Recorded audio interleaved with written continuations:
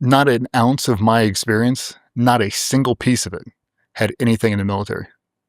It went from my childhood, 0 to 16, gapped it, and then it picked me up when I transitioned up. Gapped the entire experience. I've done ibogaine 4 or 5 times and 5-MeO DMT. I've never had a military experience, ever. Nothing.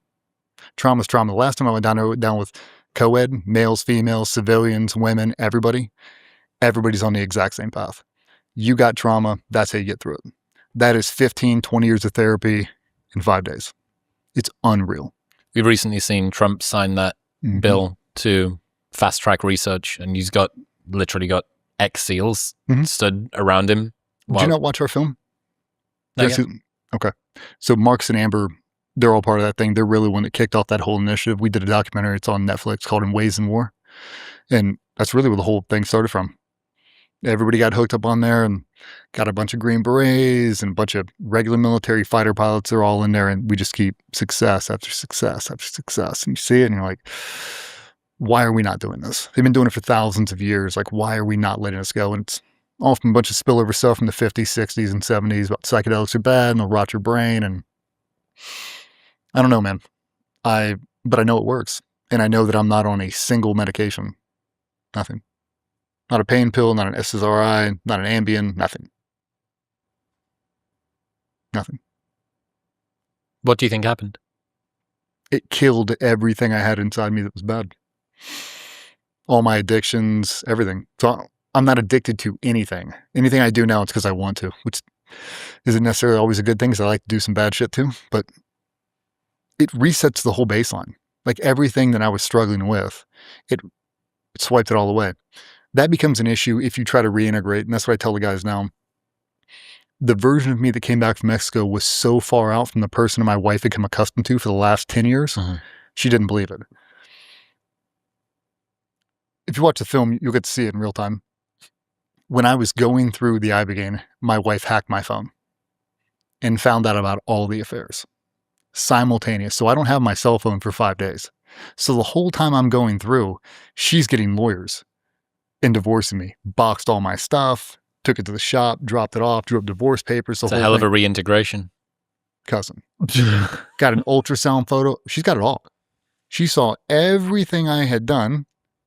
Now action. So when I come out of the medicine, they give you your cell phone right before you cross the border. They give you a little script to say like, hey, I'm so happy to be on the other side of the medicine. I can't wait to come home and see you and explain everything. It's just too much to put into a text or into a phone call. So I'd rather just not talk until I see you live. That's what you're supposed to say. So everybody goes out, they all call their wives, hey, hey, hey, straight to voicemail. Well, typical. My wife never answers her phone anyway. Text her, doesn't go through. Call her, nothing. Like 3-4 hours, nothing. I'm getting ready to fly home. We're going from San Diego to Atlanta to Norfolk. We leave, we land in Atlanta. As soon as I power on my phone in Atlanta, I get a notification, the password to your Instagram has been changed. And I flick it over and it's my ghost account. I'm like, oh. Now the password to email has been changed. I was like, oh no. Shit. I'm not even going to have a chance to tell her now. Like now there's no integration. Now I've lost everything. I went out to Mexico. I've got this new version of myself, but I'll never be able to show it to her. She's not taking me back after this. And then everything kind of went from there. Dicey, dude. Dicey. You want to hear about it? We land in Norfolk. We drive into the shop. I get out. My other 2 business partners time, all their families are out there. All the employees are out there, hugs and kisses, and I can feel the tension. The other wives know. A couple of the employees, they know because they've seen my wife bringing in boxes for the last 3 days, stacking in my office. Still haven't got a hold of her, but I'm still not totally sure. Like there's a chance that by some freak mystery, and then I get into the building and I walk upstairs and I open up my office and I mean floor to ceiling. There must have been 25, 30 boxes. Everyone was perfectly folded. Socks, underwear, black t-shirts, normal t-shirts, jeans, this, military, everything I owned was in those boxes. I'm like, I looked over and the other 2 wives are standing out there with my 2 business partners. I'm like, what's going on? They have no idea. And I just looked at them, I was like, Gave him a hug, kissed him on the cheek. I was like, see you on Monday. Fist bump, knowing I was never going to see him on Monday. Went straight downstairs. We've got a big armory. Grabbed my pistol, shoved it in my waistband, jumped in my truck, and drove. Got in my car, and I was driving out to there's a private beach on the backside of this military base. We used to have a house. We lived out there. It's a one-shot road, and it's probably about a 20-minute drive. And I was probably 10 minutes into this drive, and it terminates. It's a dead end. And she was tracking my cell phone. We had shared my iPhone, so she knew where I was going. And I got about 10 minutes down, and she called my phone. And dude, my heart rate is at 190. It's like, I can't pick it up. And I almost didn't. It's like, oh. I pick it up, and I was like, hello? She goes, where are you, and what are you doing? And I said, Patsy, honey, I don't have the strength in me. I don't have the strength to see you right now. And she's like, where are you going? I said, I don't want to talk about it. I'm just so fucking sorry. And I hung up the phone. Made it down there and backed into a parking spot. And I put on a song. And I told myself at the end of the song, as soon as it was done, I was going to get out. I was going to walk down the beach to the water's edge, waist deep water. I was going to shoot myself in the head. Close the whole thing out and just be done. No goodbye, no sad story, no nothing. Just let me close this thing out and be done.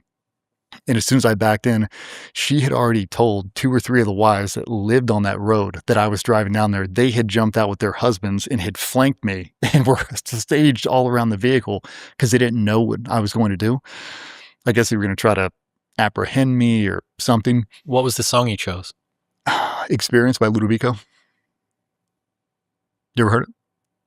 Yeah, you have. Guarantee it. Okay. We'll put it in a little bit. Yeah. That song had probably, 30 seconds left, maybe 30 seconds left. And she called again. And I looked up and she was right there, driving down the road. It's like, oh, fuck. I'm sitting on the back of my truck. She got a pistol right next to me, just waiting for the song to end. Here we go. She pulls right up, walks over. I've never seen anybody as strong as her, ever. And she walked right up, opened my legs up, and walked up essentially crotch to crotch and leaned over and pulled my sunglasses off, and then exploded in hysteria. My eyes were crystal clear. They were green for the first time in a decade. She saw it. She knew that something had happened. And we just laid there, or stood there, held each other, and just bawled. And she backed up and she goes, how the fuck could you do this to me? I don't know. I don't have any excuse. Went through the whole thing, and I told her, I was like, I know there's no way we're going to work this out. I know there's no way you're ever going to let me see my kids again. I know this, I know this, I know this. I just want an opportunity to say goodbye to them.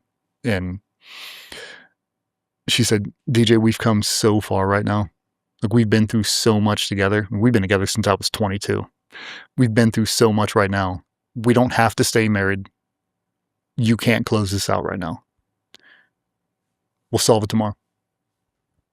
Let's go. Get in the car. Let's go home. Let's see the girls. Let's pretend like this hasn't happened, and we'll deal with it tomorrow. Let's not ruin this for them. They're excited to see you. We'll shelf it. She put all that shit on the back burner. Right after that, she goes, but before we do, I want to hear it. I want to hear everything. Everything what? Every detail. Every ounce of it. Every single person, every single date. Tell me everything right now. That way I never have to ask you again. And I did. We sat down and we went through everything I had done, all the affairs, everything. And we got through it right then. We went back home that night, reintegrated with the kids, and we sat down on the edge of my bed, and I scrolled through my phone, and every person who was of conflict or potential conflict, I blocked and deleted their contact. Everybody. Family members, anybody. Anybody who had been toxic in my life that I'd been trying to foster that relationship or anything else. No different than SEAL teams. I need to control the controllables. And right now, all of this is a bandwidth suck. And I'm not doing it ever again. That one guy that every time he calls, my heart kind of drops a little bit like, God, what does this guy want? Block and delete, block and delete. Probably 150 people gone. And then I told her, I was like, we don't have to stay married. We can get divorced. We can do whatever we want to. I'm just asking you for one singular day to show you that I've changed. And then the day I don't, I want you to shit can me. As soon as it happens. We went and signed paperwork, signed a post-nup, all this stuff. I'm like, as soon as I do anything, she's got the house, she's got this, all my assets, giving her, take it all. I don't want a single thing. I just want one day. And I take it I take it one day at a time, every single day. It's been the greatest thing to ever happen to us. Our relationship is so badass now. If you sit in a room with me and her together, we'll be your two favorite people. She is a fucking unicorn, man. She is. She is truly my best friend now. And I feel so guilty because I put her on the back burner for so long because I knew that I could. She never left, never strayed away. She is the ultimate team wife. And I refuse to see it for the longest time. That is the thing that haunts me now. I don't have any PTSD. People are like, oh, thank you for your service. Like, don't thank me for my service. Like, I would have paid to do that job. I'm like, oh, you must be so torn up on the things you had to do. Like, no, not a bit. I loved every ounce of it. Even the bad stuff, I loved it. I love the people I sacrificed to be able to do the selfish things I wanted to do. Her, most of all. Hard, man. But I'll tell you what, that medicine, that's the only reason. You don't get to navigate through that with marriage counseling and talk therapy and date nights every Tuesday. That ain't going to get you through that. It's not. And that was our big conflict, is I had changed so much over those 5 days that she thought it was bullshit. She's like, there's no way you went from that guy to this guy in 5 days. I'm like, I don't know how else to show you except you got to go do a journey. I got her to go down and do psilocybin and 5-MeO DMT. Why not the ibogaine? She thought ibogaine would be too strong for her. I'm going to get her to go do ibogaine with me. We're going to do a couple's journey together at some point, but I got her to do essentially the same people, psilocybin, 5-MeO, and then we did it one together with psilocybin, MDMA, and 5-MeO. By the time we finished those, she knew exactly what it was. She's like, he's changed, for sure. She's like, you can't. Like, I just did psilocybin, and she is so different from the person she was that everything made sense now. Why are you continuing to go back to do more ibogaine if you think that you've already made the realizations that you needed? The second time I went down there is because I was taking somebody else. One of my buddies really on a struggle bus, about to end it all. And I was like, hey man, I'll go with you. I had no intention of doing the medicine with him. And when I got down there, he's like, what do you mean you're not going to do it? I'll do it. Give it to me. I threw it right down. No prep, no warm up, and just sent it. I was like, hey man, I told you, like, there's nothing to be afraid of. You like, cold barred ibogaine. Send it. I've gone down there 2 or 3 times to host. Like, you'll cook meals, you'll do dishes. Roped into it. And then this last time we did it for the film, I had a buddy of mine that got shot up really bad on my second deployment. He was like an idol to me. And he was just struggling really, really hard, man. And I convinced him to go down there. And I told him, I was like, I'll stop whatever I am doing. It's in the film. But I was like, anything. I don't care what I'm doing. If I'm going to set a fucking Rogan and you call me, I'll get up in the middle of the interview. I'll fly to San Diego and we'll go together. And he did. I couldn't believe he did. He called me. He goes, whenever you're ready, I'm ready to go. How's Saturday? And he's like, if you'll fly out here, I'll go. I was on a plane in 24 hours. I flew out there, took him down to Mexico, did the whole thing. It's funny that you're on a hair trigger alert to go and kill people around the world for quite a while, and you're on hair trigger alert to go and save people on ibogaine now. Amen. Like, I get so much more benefit out of saving people through mental health than I ever did killing people. And I love killing people. Best job you'll ever have. But now, you know, he got through that whole experience, and then we made it probably another 1.5 years, and he was ready to go again. And it's the same thing. He's like, I don't know if I could do it again. I'll send it. It's all right. We went down again. I flew out to San Diego and I cold called him and I was like, hey man, do you remember when you said you needed me to go to Mexico with you? He's like, yeah, I'm in San Diego. The bus leaves for Mexico in 30 minutes. Don't let me down. He did. His girlfriend dropped him off, gave him to me, nothing but a backpack. We went down to Mexico and he's never been better. I don't know, man, but I do know that it's magic. When you take that medicine, you cannot believe it grows in the earth. You can't believe it. I can't believe that people have been using it for thousands of years and it has not been more mainstream. You can't quantify it. There's nothing on this planet. I've taken every drug there is. Everything. I've taken a bunch of weird stuff too during the transition. There's nothing like that. Every ounce of your addiction is gone instantly. It's crazy. What about for people who don't have addictions? Everybody has addictions. Sometimes it's your own ego. Whatever you have going on, depression, suicide ideation, substance abuse, women, whatever it is, whatever your thing is, you just don't feel right anymore. I'd go do that. What's the case for not doing it? If you're not healthy enough to do it, you got some pre-existing heart condition, you weigh 500 pounds, can't go do it because it drops your heart rate really, really low. Like, I got a low heart rate anyway, like in the low 40s, and mine drops into high 30s. I mean, it drops low. But man, I'm telling you. How many people come out and have had an experience that's so difficult that they're not themselves anymore in a bad way? Because I've heard about this psychic fracturing where people take LSD or psilocybin. Even THC can do this for some people. I've never seen that happen unless people reintegrate back into the same toxic situation. So that's what I really try to encourage guys now. Like, if you think you can go down and take these 4 pills ibogaine and smoke around it, DMT, and go back to that same toxic marriage and go back to drinking a 12-pack a day and it's going to iron out, it won't. So that's what a lot of guys don't realize is you get a lot of guys come back from there and they get divorced.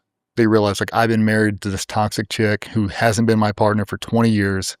They get back to her and like, it has been you. I've been miserable this whole time, not because of me, but because of you. And they get divorced and they flourish. Or they come back and they realize that their addictions got there, alcohol got there. Most of the guys quit drinking completely. Like Rob quit drinking completely. Like, I was a professional alcoholic for a long time and it doesn't serve you. It's not a superfood. It's not going to make you better. I'm about social drinking. Like, I enjoy consuming alcohol. I just don't do it right now for a variety of different reasons. But if you do the work, especially the work going up to it, talking with the therapist, really getting your mind right, really thinking about your intentions of what you're trying to get accomplished, and really lean in heavy, like no different than going to a yoga retreat, like really live it. Like, be a method actor. Like, if Daniel Day-Lewis was going to take ibogaine, live it like that. The benefit far outweighs the risk. It just does. I could not imagine not having it. I couldn't imagine. You got to go. I'll go with you. Fuck you, dude. You, me, Huberman? Come on, baby. I told him the same thing. I was like, you want to go down there? I'll snap my fingers. I'll get you down there. I've been talking to him. I mean, he's been... Conor McGregor just went.